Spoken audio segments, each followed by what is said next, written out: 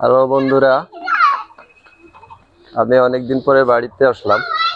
বাড়িতে এসে আমার এই কবুতরের ঘরটায় একটু আপনাদের দেখাই।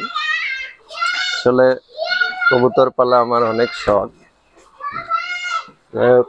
ঘরের ভিতরটায় অনেকদিন যাওয়া হয় না, একটু যে দেখি কি অবস্থা আছে, আপনাদেরও দেখাই। তো চলুন দেখা যাক। এই যে আছে অল্প কিছু কবুতর আছে, অনেকগুলা। এই কটা আমার কবুতর আছে, 7-8 জোড়ার মতো আছে। ঘরটা অনেক নোংরা হয়ে গেছে, যাক পরিষ্কার করতে হবে। এখন দেখি বাচ্চা কাচ্চা কি পরিমাণ আছে।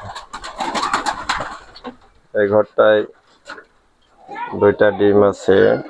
এখানে কিউট কিউট 2টা বাচ্চা আছে। শান্তি, যাক বড় হও। আর এখানে কি অবস্থা, এখানেও 2টা ডিম নিয়ে বসে আছে।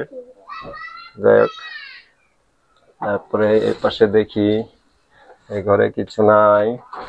তুই কি ডিম পারবি নাকি?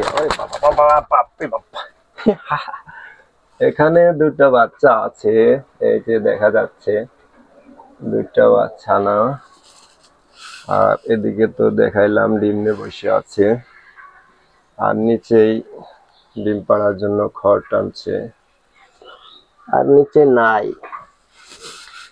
আর এই ঘরটার ভিতরে এই যে এখানেও 2টো বাচ্চা দিছে। এই যে 2টো বাচ্চা, এদের বাচ্চা এই জোড়াটা অনেক ডিম বাচ্চা করে সুন্দর মতে।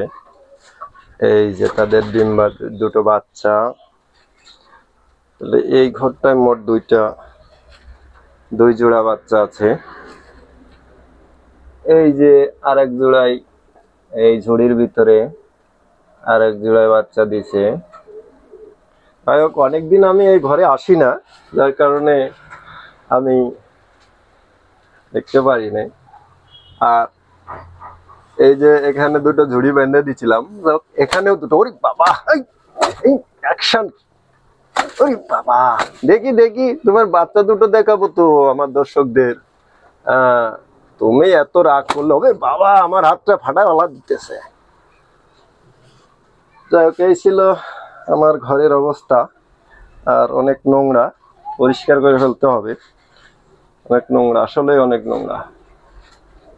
এর আগে আমার একটা বিড়ালে অনেকগুলো কবুতর বাচ্চা ডিম, কবুতর তো না, এই বড় কবুতর খাইতে পারে না, ডিম বাচ্চা খেয়ে ফেলছিল।